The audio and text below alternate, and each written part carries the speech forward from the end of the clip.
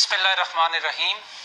پاکستان دنیا میں 48واں ملک تھا جس نے کہ کرونا وائرس کو رپورٹ کیا، لیکن اگر ہم دوسرے ممالک کے تجربات کو سامنے رکھیں تو یہ بات واضح ہو جاتی ہے کہ اگر بروقت اور مناسب اقدامات کر لیے جائیں تو پھر اس بیماری کو بہت مؤثر طریقے سے روکا بھی جا سکتا ہے۔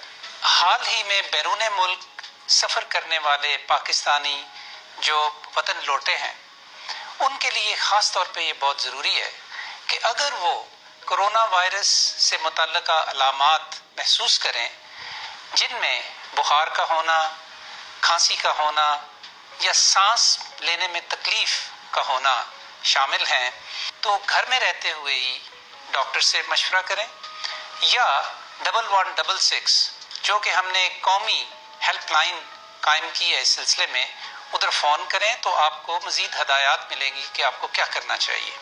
حکومت پاکستان اور عالمی ادارہ صحت کی جاری کردہ احتیاطی تدابیر پر عمل کر کے ہم کورونا وائرس کے پھیلاؤ کو روک سکتے ہیں۔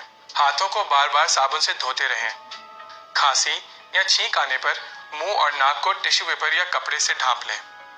استعمال کے بعد ٹیشو پیپر کو مناسب طریقے سے ضائع کر دیں۔ آلودہ ہاتھ، آنکھ یا ناک کو ہرگز نہ لگائیں۔ اس کے علاوہ وائرس کی علامات کی صورت میں مستند ڈاکٹر سے رجوع کریں۔ زیادہ لوگوں والی جگہ جانے کے بجائے گھر پر رہیں۔ دوسرے لوگوں سے کم از کم 1 میٹر کا فاصلہ رکھیں۔ آپس میں ہاتھ ملانے یا گلے ملنے سے اجتناب کریں۔ یہ صرف حکومت پہ نہیں چھوڑا جا سکتا۔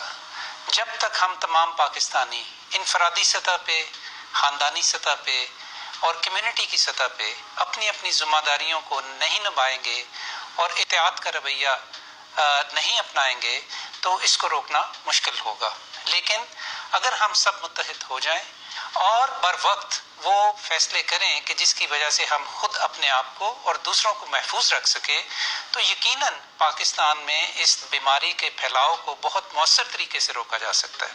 صحت مند پاکستان کے لیے کورونا سے ڈرنا نہیں، اس سے لڑنا ہے۔ پاکستان پائندہ باد۔